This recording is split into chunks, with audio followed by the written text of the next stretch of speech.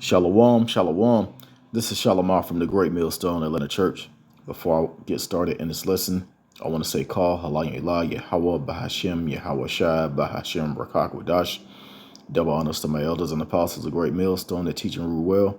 Peace, safety, much love, and blessings to the elect of Israel, scattered throughout the four corners of the earth, that consist of mainly you Negroes, Latinos, and Native Americans, and also the Israelite foreigners that's joined to us.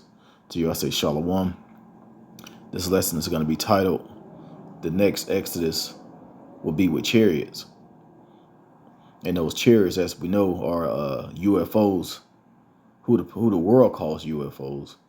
Of course, flying saucers or whatever, unidentified flying objects. They are unidentified flying objects. But to the men of the Lord and to the men, women, and children that knows the truth, we know we identify them. They're identified. Those are the chariots of the angels of the Lord, the vehicles that the angels travel in. And we see them more than ever now because that time is close.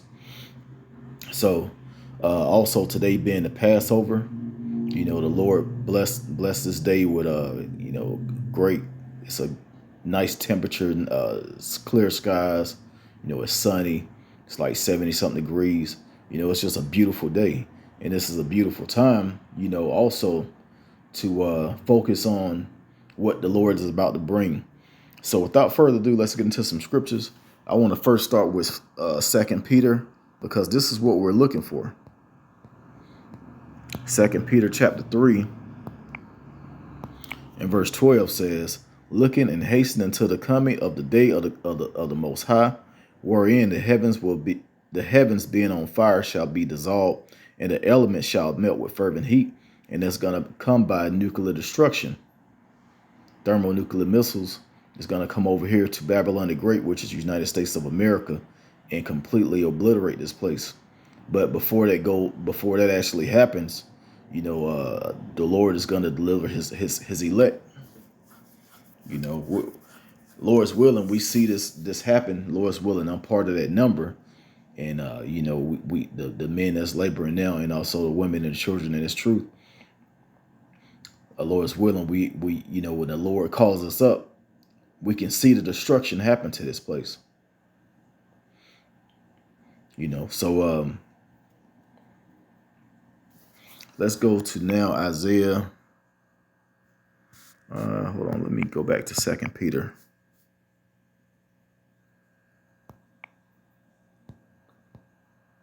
Okay, I wanted to get this one also. 2 Peter 3 and 13.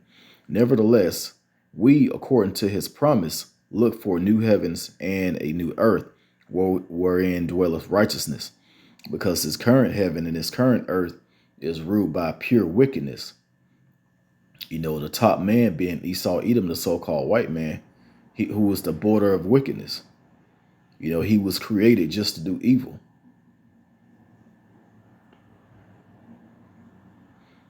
So all of that is going to be destroyed with that fervent heat. And this new heaven and new earth is going to be created by the Most High, Yahweh, by Hashem, Yahweh Shai, and also Yahweh Shai.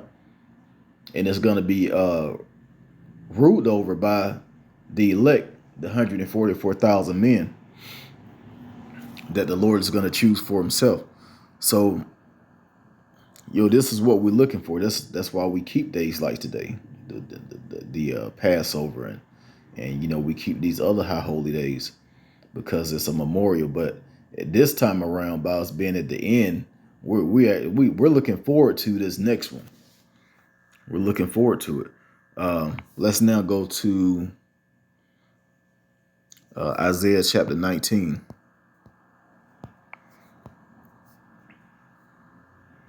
Because when the Lord pull up, you're gonna know it. You're gonna know it's the Creator, whether you Israelite outside of the truth or you a heathen. You're gonna know that it's the Most High. I mean, Esau got these movies, just like this picture you see on the screen, showing you that these so-called UFOs, these chariots of the Lord, They'll come and bring destruction. They want to take over the earth, and they're going to be killing people. Yeah, that's going to happen. But it's going to be the wicked. The righteous are going to be saved. Isaiah chapter 19 and verse 1 says,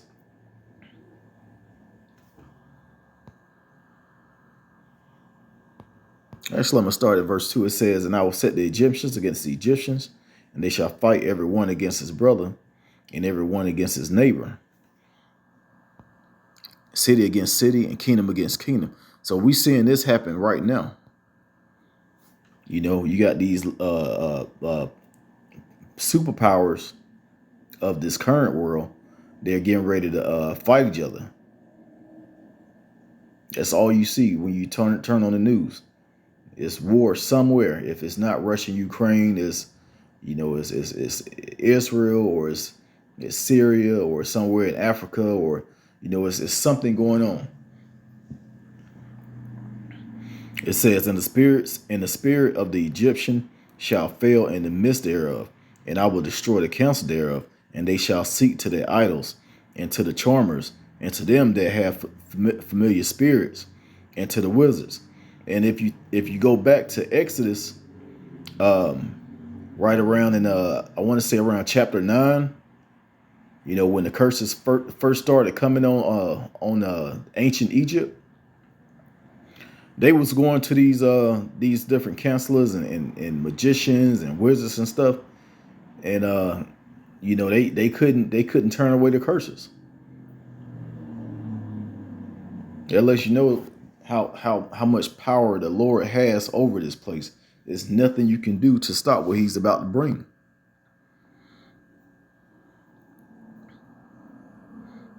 So hey, this is what's about to happen. Lord's willing, this happen real soon, and we get to see everything. We get to see everything go down. Of course, it's going to be Jacob's trouble. Hey, we're just going to have to live through it. If you want to make it to the kingdom, you're going to have to live. That's why the Lord is giving you, He's giving you the cheat codes to Jacob's trouble. This is what's going to happen. It's going to be bad. It's going to be terrible. It's going to be the worst time on earth. But all you have to do is abide by what I'm saying, and you're going to make it out of it. Not only that, you're going to get a great reward.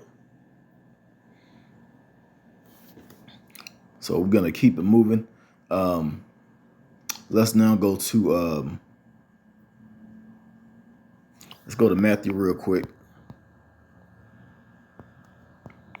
Matthew chapter 24,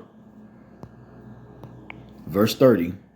It says, and then shall appear the sign of the Son of Man in heaven.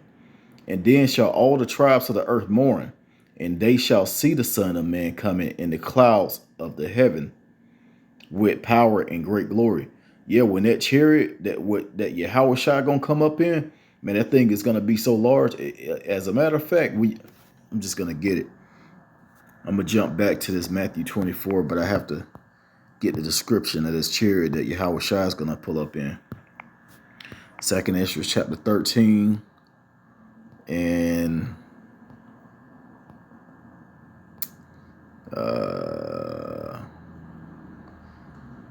I'm gonna start at verse 6. I'm gonna go to 1. I'm gonna go to 3 and then jump down to 6.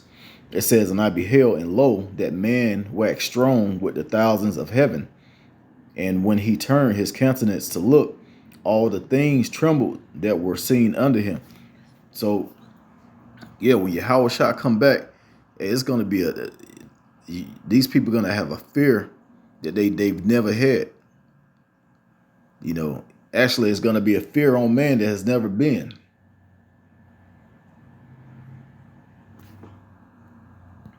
Let's go down to verse 6. It says, but I beheld, and lo, he had graven himself a great mountain and flew up upon it. But I would have seen the region or place whereout the hill was graven, and I could not. Yeah, he looked up in the sky. He saw this large chariot, and that's all you could see. He couldn't see the end of it or the beginning.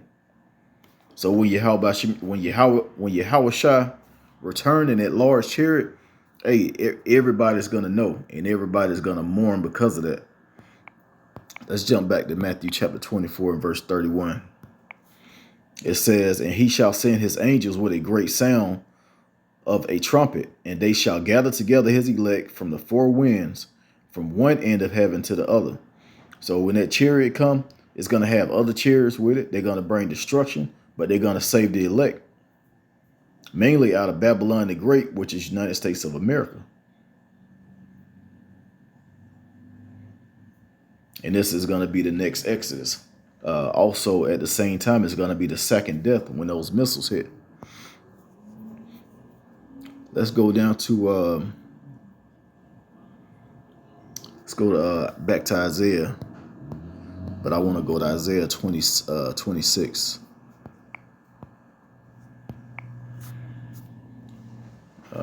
Isaiah chapter 26 and 20. It says, "Come, my people, enter thou into thy chambers, and shut thy doors about thee. Hide thyself, if as it were for a little moment, until the indignation be overpast."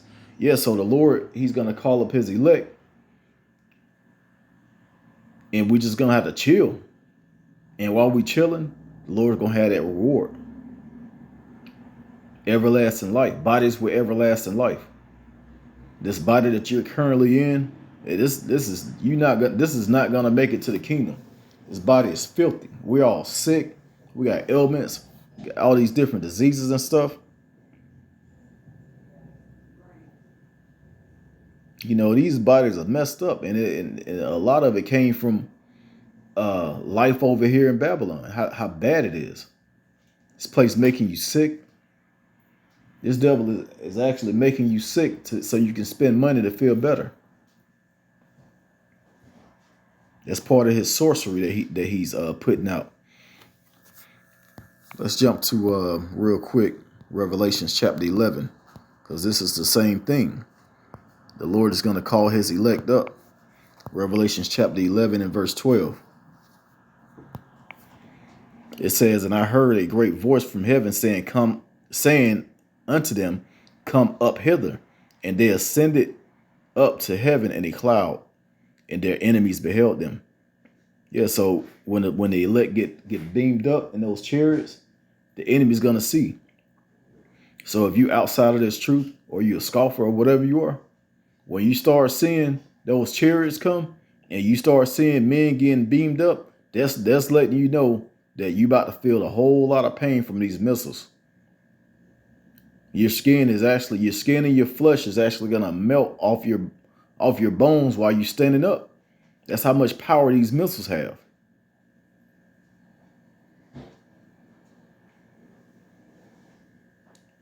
You know, these heathens over here, if you're not an Israelite in America at that time, you're gonna get hit by missiles. Only the elect is gonna make it out of here. Only the elect. Slaves are not even gonna come. Slaves are gonna be these these other heathen nations outside of America. You know, so coming up to that time, the Lord is going to bring all of these things that lets you know that we're right there. 2nd Ezra chapter 15. I'm gonna start at verse 10. Let me go up to verse 8. It says, "I will hold my tongue no more as touching their wickedness, which they profanely commit. Neither will I suffer them in those things which they wickedly exercise themselves. Behold, the innocent and the righteous blood crieth unto me, and the souls of the just complain continually." Yeah, man, every day when you say your prayers, you want the Lord to get you out of this place. You sick and tired of it. When we see all the disasters and all of that going on in the news, man, that is great news for us. Now watch this. It says, verse 9, "And therefore said the Lord Yahweh, I will surely avenge them and receive unto me all the innocent blood from among them." Yeah, all that bloodshed that Esau, Edom, and these other heathen nations did to the children of Israel, they're going to be paid back. Verse 11, "But I will bring them with a mighty hand and a stretched out arm, and smite Egypt with plagues as before, and will destroy all the land thereof. Egypt shall mourn and the foundation of it shall be smitten with the plagues and the punishments that Yahweh Shah shall bring on them. So, hey, everything that happened in ancient Egypt is going to be turned up, way worse than what happened back then. What's going to happen to this new Egypt? So with that, I'm going to go ahead and end it. I pray that this was edifying. Once again, giving all praise, honor, and glory to Yahweh, Bahashim, Yahweh Shah, Bahashim, Rakak Wadash. Double honors to my elders and apostles, a great millstone that taught us his truth. Shalom to the elect.